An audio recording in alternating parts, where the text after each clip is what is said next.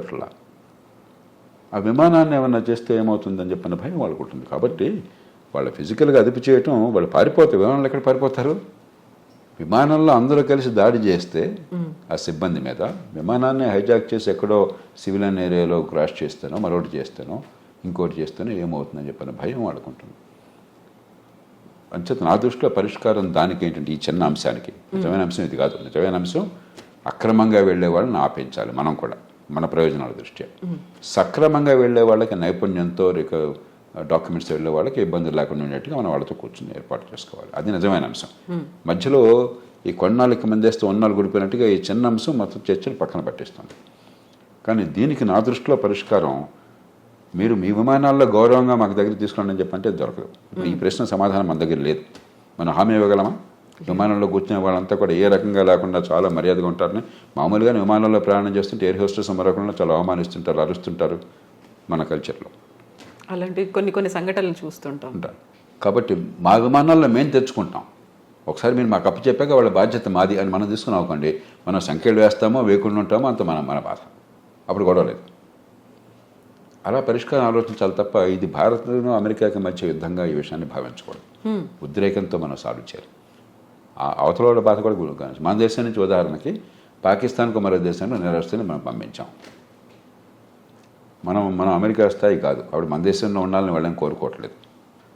కానీ బాగా ఇక్కడే ఉండాలని కోరుకున్నది వాళ్ళకి. అక్కడికి పోతే బీతి వెంటనే గందరగోళం ఉంది. మరి వాళ్ళని ఏదో రకంగా కట్టడి చేయకపోయినట్టయితే విమానాన్ని వాళ్ళు పక్కదో పట్టిస్తే ఏమవుతుంది? అంచేత మన విమానాల్లో మనం తెచ్చుకున్నట్టయితే ఇబ్బంది ఉండదు. కాకపోతే సార్, ఇప్పుడు మాల్యా లాంటి వాళ్ళని, నీరవ్ మోదీ లాంటి వాళ్ళు, మెహుల్ చోస్కి వాళ్ళని కోట్లాది రూపాయలని వాళ్ళకి రైట్ ఆఫ్ చేసేసి వాళ్ళు ఎక్కడున్నారో తెలీదు, తెలిసినప్పటికి కూడా వాళ్ళని తీసుకువచ్చే ప్రయత్నాలు ఇవన్నీ జరగనప్పుడు వీళ్ళు పాపం అమాయకంగానో లేకుంటే ఇంకెవరి మాటలో నమ్మి వెళ్ళిపోయిన తర్వాత వీళ్ళని అంత అమానవీయంగా తీసుకురావాలనేది ఇక్కడ డ్యూయల్ రోల్ ఉందా సార్? రెండుకి తేడా ఉంది. మనం చాలా ఎమోషనల్గా చేస్తున్నాం. నీరవ్ మోదీ కానీ మాల్యా కానీ క్రమక్రమంగా తిరిగి వస్తున్నారు ఇండియాకి. వాళ్ళు ఆ దేశంలో ఎవరే దేశంలో ఉన్నా ప్రజాస్వామ్య దేశాల్లో రాజ్యాంగం కింద వాళ్ళ హక్కులు స్వేచ్ఛలు ఉన్నాయి. ప్రాథమిక హక్కులు స్వేచ్ఛలు ఉన్నాయి. దాని ప్రకారం డ్యూ ప్రాసెస్, కోర్టులకు వెళ్ళటం, ఎక్స్ట్రడిషన్ కోసం మనం కోరితే ఈ కారణంగా మమ్మల్ని పంపించదని వాళ్ళు కోరటం, చివరికి కోర్టు తీర్పు అవటం, అంతా కూడా వాళ్ళు డబ్బులు ఉన్నాయి కాబట్టి మంచి లాయర్లు పెట్టుకుంటారు, కోర్టులకు వెళ్తారు. అంతేగాని మనం తీసుకోవడం మన చేతుల్లో లేదు. మనం ఎవరం కూడా నీరవ్ మోదీనో మాల్యానో మరొకరినో తీసుకురావద్దని మనం అనుకోవటం కాదు. ఆ దేశంలో పోయి దాడి చేసి వాళ్ళని తీసుకొచ్చే శక్తి లేదు, అధికారం లేదు మనకి. వాళ్ళు మనకు పంపించడానికి సిద్ధపడాలి. దానికి ఒక ప్రాసెస్ ఉన్నది. ప్రపంచంలో ఎంత కుబేరుడైతే అంత ప్రాసెస్ ఆలస్యం అవుతుంది. కోర్టులో అంత గట్టి లాయర్లను పెడతారు, అంతగా వాయిదా వేస్తూ పోతుంటారు. అంతే తప్ప ఇక్కడ వీళ్ళని మనం తీసుకురావటంలా. ఆ దేశంలో చట్టాలు ఉల్లంఘించారు, అక్కడ కోర్టులు వీళ్ళ కేసులు ఒప్పుకోలేదు కాబట్టి విధిగా రావాల్సి వస్తుంది. అలా చూడాలి తప్ప దీని ప్రధాన్ని మనం ఒక ఎమోషనల్ కోణం నుంచి చూస్తే పరిష్కారం రాదు. సో ఇప్పుడు టారిఫ్లు విధించడం అనేది అమెరికాకి ఏ దేశం నుంచి స్టీల్, అల్యూమినియం ఇలాంటివి వచ్చినప్పటికీ కూడా 25% వాళ్ళ మీద సుంకాలు విధిస్తాము అనేటువంటి ఒక ప్రకటనతో పాటుగా ప్రతి చోట కూడా ట్రంప్ తన మార్కును చూపిస్తున్నాడు అనే మాట వినిపిస్తోంది. అదే సమయంలో పొద్దున ఒక మాట చెప్తున్నాడు, మధ్యాహ్నం ఇంకో మాట చెప్తున్నాడు, సాయంత్రం ఇంకో మాట చెప్తున్నాడు. మామూలుగా ఏంటంటే పరిపాలనలో ఎప్పుడు కూడా విధానం ఏం కావాలని మల్లగొల్లాలు పడుతూ ఉంటారు. కొందరు ఇలా చేస్తే బాగుంటుంది అంటారు, మరికొందరు అలాగా దానిలో ఇబ్బందులు ఉన్నాయి, ఇలా చేస్తే బాగుంటుంది అంటారు, మరికొందరు ఇంకో రకంగా అంటారు. ఇవన్నీ చర్చించుకుని నిగ్గు తేల్చి చివరికి ఏది మంచి విధానం ఆలోచించి అప్పుడు పై స్థాయికి పంపిస్తారు. ఓ ప్రధానమంత్రి స్థాయిలో, దేశ రాష్ట్రపతి స్థాయిలో, ప్రభుత్వ స్థాయిలో ఇవన్నీ ఈ ఆలోచనలు, ఈ లాభ నష్టాలని బేరీ చేసుకుని పంపిస్తారు. ట్రంప్ ఏమవుతుంది, పురిలో ఏదో ఆలోచన పడుతుంది, వెంటనే ఆయన దేశాధినేతగా ప్రకటించేస్తున్నాడు. మధ్యాహ్నానికి అది కష్టం అనిపిస్తుంది, వెంటనే మార్చుకుంటున్నాడు. పొద్దున్న ప్రకటించినప్పుడు ఆయన బృందం అంతా వైట్ హౌస్లో ఆయన కేబినెట్ మంత్రులు కానీ లేకపోతే ఆయన ఉన్నతాధికారులు కానీ నేచురల్గా నాయకుడు దేశాధినేత ఆదేశం ఇచ్చాడు కదా ఆయన సమర్థించాలా. మధ్యాహ్నం మాట మారుస్తున్నాడు, మళ్ళీ దీన్ని సమర్థించాలా. సాయంత్రం ఇంకో మాట చెప్తున్నాడు, మళ్ళీ దాన్ని సమర్థించాలా. అంటే ఒక తొగ్గలకి వ్యవహారంలాగా తయారవుతుంది. ట్రంప్ కూడా నిలకడగా, ఎందుకంటే నిలకడగా కొన్ని విషయాల్లో నిలకడగా అనిపించవచ్చు. ఇమిగ్రెంట్స్ ఉండటానికి వెళ్ళలేదు, అక్రమంగా వచ్చినటువంటి ఇమిగ్రెంట్స్ ఉండటానికి వెళ్ళలేదు, అక్కడ కన్సిస్టెంట్గా ఉన్నాడు. మంచి వచ్చేటో పక్కన పెట్టండి. అలాగే మరికొన్ని విషయాలు. కానీ కొన్ని విషయాల్లో పొద్దున మధ్యాహ్నం సాయంత్రం ఒక్కసారి ప్రభుత్వం మాట 2-3 సార్లు మారిపోతుంది. అది ఏ దేశానికి మంచిది కాదు. విధానాలు లోతుగా ఆలోచించాలి, తొందరపడి నిర్ణయాలు చేయకూడదు, అన్ని రకాలుగా పూర్వాపరాలు పరిశీలించాలి. వినదగిన ఎవరు చెప్పినా అని చెప్పని మీరు ఏదనుకుంటున్నా దానికి వ్యతిరేకంగా చెప్పేవాళ్ళ మటుకు ఆలోచించి నిర్ణయం తీసుకోవాలి. తీసుకున్నాక నిలకడగా ఉండాలి. ఇప్పుడు ఆలోచించకుండా తొందరపడి నిర్ణయాలు నిలకడ లేకుండా వెనక్కి వెళ్ళటం జరుగుతుంది.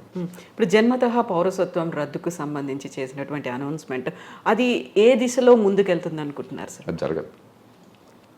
ఆ దేశంలో కోర్టులు అంగీకరించవు, ఆ దేశంలో రాజ్యాంగం ఒప్పుకోదు. రాజ్యాంగాన్ని మార్చడం ఎవరి తరమో కాదు. అయితే ఒక్కటే అవకాశం ఉన్నది, ఇది సుప్రీంకోర్టు దాకా వెళుతుంది. బహుశా వెళితే సుప్రీంకోర్టు తీసుకోవాలనేది. మన దేశంలాగా ప్రతి కేసు సుప్రీంకోర్టు తీసుకోవద్దు. అక్కడ కింద కోర్టులో దీన్ని ఆపేశారనుకోండి, సుప్రీంకోర్టు తీసుకోకపోవచ్చు అసలు. మన దేశంలో ప్రతి చెత్త చెదారం ప్రతి కేసు వెళ్ళిపోతుంది సుప్రీంకోర్టుకి. అక్కడ అట్లా ఉండదు. ఏడాదికి 100 కేసులు చూస్తారంతే. వాళ్ళు ముఖ్యం అనుకున్నాయి. మిగతావన్నీ అప్లికేషన్ పెట్టి మాత్రం కోర్టుకు తీసుకురావాలి. ఊరికే డాకెట్ షీట్ నిండిపోతుంది, ఇక కోర్టుకు వేరే పని ఉండదు. ఒకవేళ తీసుకుంటే సుప్రీంకోర్టు తిరస్కరిస్తుంది. కానీ బహుశా ఏది ఆమోదించే అవకాశం ఉంది అంటే గట్టిగా ప్రభుత్వానికి వాదించే అవకాశం ఒకటి ఉన్నది. అక్రమంగా తల్లిదండ్రులు గనక ఆ దేశానికి చొరబడ్డట్టయితే, ఏ రకమైన డాక్యుమెంట్ వేసా లేకుండా అలా చొరబడ్డాక ఈ దేశంలో బిడ్డలను కన్నట్టయితే వాళ్ళకి పౌరసత్వం రాజ్యాంగంలో పదజాలం ప్రకారం వాళ్ళకు కూడా అవుతుంది, ఆ దేశంలో పుట్టారు కాబట్టి. కానీ రెండో పార్ట్ పదజాలం మళ్ళీ కొంచెం సందిగ్ధంగా ఉంది. కాబట్టి దేశంలోకి రావడమే అక్రమంగా ఉన్నారు కాబట్టి అక్రమంగా వచ్చిన వాళ్ళకు అక్రమంగా ఉన్న కాలంలో పుట్టితే వాళ్ళకి లేదు అని చెప్పని బహుశా కోర్టు ఒప్పుకోవచ్చు, మనకు తెలియదు. కాబట్టి భారతీయులకి ఇప్పుడు ఈ రకంగా అక్రమంగా వెళ్ళిన వాళ్ళకి ఇబ్బంది అవుతుంది. కానీ 195 మంది భారతీయులు ఈ దేశం నుంచి అమెరికా పోయేది చదువుకున్న వాళ్ళు, నైపుణ్యం ఉన్నవాళ్ళు, ఆ దేశంలోనే ఉన్నత విద్యను పొందిన వాళ్ళు చాలామంది. నైపుణ్యం వల్ల చాలా పూర్తిగా పద్ధతి ప్రకారం వీసా పొందిన వాళ్ళు. వాళ్ళకి ఎలాంటి ఇబ్బంది ఉండదు. మన ఊరికి అనవసరంగా కంగారు పడిపోయి ఏదో కంపెనీపోతే అనుకోవడం తప్ప నాకు 100కి వాళ్ళు ఏమాత్రం అనుమానం లేదు. కానీ అక్రమంగా చొరబడిన తల్లిదండ్రులకు పుట్టిన సంతానమైనట్లయితే సుప్రీంకోర్టు బహుశా వేరే స్టాండ్ తీసుకోవచ్చు. సార్ మీరు ఇప్పుడు 95% ప్రాపర్ మెథడ్లో వెళుతున్నారు అనుకున్నప్పుడు మిగతా 5%ని విమానాల్లో ఆ దేశాలకు పంపిస్తుంది. మన భారతదేశం వాళ్ళని ఎలా ట్రీట్ చేయాలి, ఏం చేయాలంటారు? అవగాహన కల్పించాలా? మళ్ళీ అవకాశం ఇప్పుడు ఈ దేశంలో 145 కోట్ల జనాభా ఉంది. 54 కోట్ల మంది పనిచేసేవాళ్ళు ఉన్నారు. దానిలో అత్యధికులు అసంఘటిత రంగం, రెక్కాడితే డొక్కాడిన వాళ్ళు, రేపు పొద్దున భోజనం ఎక్కడ దొరుకుతుందో తెలియని వాళ్ళు. కాబట్టి మన దేశంలో వాళ్ళేదో అక్రమ ఖర్చు పెట్టి అమెరికా వెళ్ళారు కాబట్టి వాళ్ళని ప్రత్యేకంగా నెత్తినెక్కించుకోవడం సాధ్యం కాదు. అందరి పౌరులతో సమానం.